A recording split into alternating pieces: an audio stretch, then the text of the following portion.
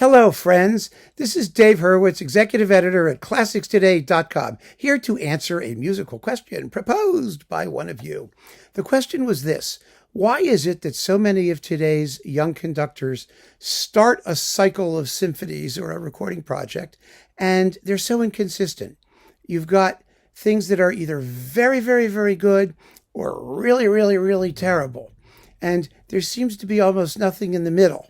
And I wonder about that myself sometimes. I mean, one of the sort of interesting examples of that was the German conductor Markus Stenz, who you may recall did a stunning Mahler 5 in Australia, a not quite as good Mahler 2. Then he went to Cologne and did a complete Mahler cycle, and it was all mediocre. And it had a couple good things. It was basically not very interesting. Or you find a Beethoven cycle with one good performance in it that really is dynamic and gets everybody's interest together. And then all of a sudden, all the rest of it shows up, and it just doesn't reach the same level. Sometimes it really, really sucks. I don't have a single simple answer, but I have some thoughts on the matter, which I thought I would share with you. I think part of the problem, quite simply, is that people are doing cycles too quickly. I mean, really way too quickly. I mean, people used to spend a certain amount of time, which meant that possibly, they developed a certain amount of artistic maturity, or they lived with the music for a time. I mean, if you have, for example, let me think of somebody. Bryden Thompson's Vaughan Williams cycle. There's a good one. You had some stunning performances, really well recorded, like his 8th or the 4th, and then some rather soggy, limp ones. Why was that? Why do them all at all if you're not going to do them all equally well? I mean, that's another issue. The truth is, I don't think that's a recent phenomenon. I think that historically has often been the case. But beyond even that, this idea of doing it all like in a clump right away gives you less opportunity to do your best work.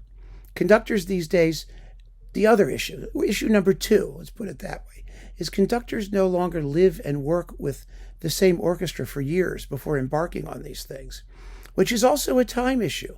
We were talking about the Ormandy box, 96 CDs. They would record tons of stuff in a year, and a lot of it would be superb. I mean, just at a very high level, a level of consistency. Well, why was that? It's because the orchestra and Ormandy knew each other. They knew each other very well. They were working from parts that were familiar. They knew what he wanted. He was able to indicate a lot of the basics of performance without having to spend time over it. Nowadays, conductors fly all over the place with whatever music they're doing that year, and orchestras issue their own product with their own engineers, and whatever comes out, comes out. It's a real issue. It's a real problem, I think, because they don't get to know each other in the same way, which means you're not going to have performances of the same level of polish and consistency that you got when conductors had the opportunity to work with the same musicians year in, year out, maybe play a work a few times, then take it into the studio, maybe even years later, but have the players remember what to do, what the guy wanted, and how to do it correctly.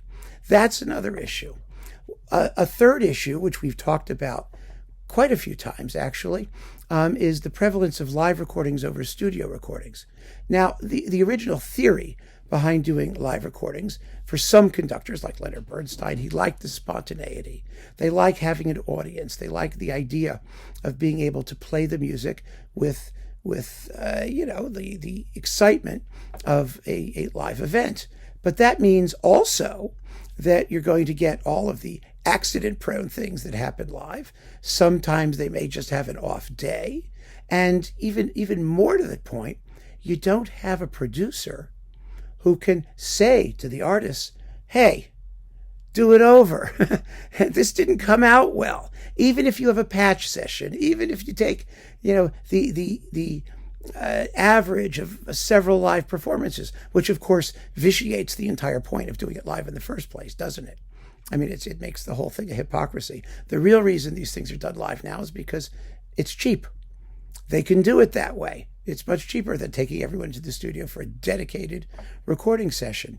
And now we don't know whether there are conductors who are really good in the studio, who could do their best work there, or who absolutely detest being in the studio. We don't get any of that anymore. There's no sense of what these people are really, really good at. And the last, and I think most important issue that I think has a direct effect on quality control when it comes to these things is there is no A&R at major labels anymore, at record labels. You don't have major producers, the John Colshaws, the Walter Leggs.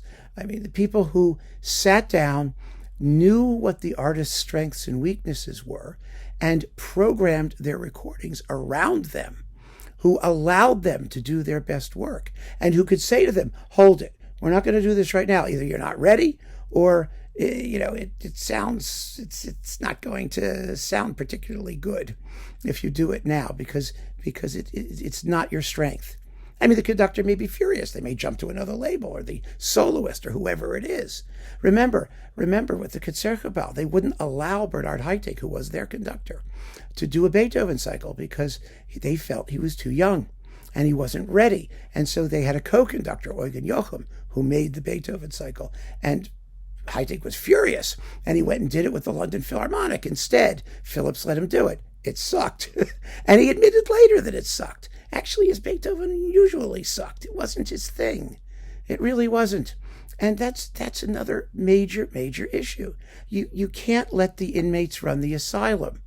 You have to have people who are aware of what the artists can do and what they can't do. And that takes an amount of artistic insight and knowledge and experience that it seems to me no longer exists at all in the record industry. It certainly doesn't exist when orchestras and other organizations make their own recordings, or if the artists self-fund. I mean, because there's always money that they can get. There's money that they can get to make recordings. They don't have any money to sell them. They don't care about marketing them. But there seems to be enough money to set up the microphones in a digital thingy and just go for it and release the result. Well, the result is bound to be iffy or variable when there isn't any collaborative consensus about standards. And that, for me, I think is the most important reason why we get this wild range. Sometimes it's thrilling, sometimes it's just horrendous, with the same people, in the same composer, or in very close proximity. I mean, those are just some of the things that come to mind immediately.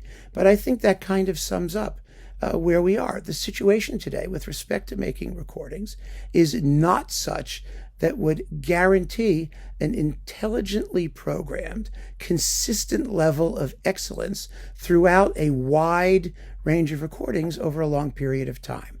And that's the way it is. It just means we have to take everything on a case-by-case basis and hope for the best. And maybe someday some genius will show up who can do fabulous everything, like Charles Mackerras was, for example, or some of these other folks. In the meantime, that's my answer to the question, and I hope that it gives you some measure of satisfaction as to the answer, if not to the musical results. So keep on listening, friends. Thanks so much for joining me. Take care.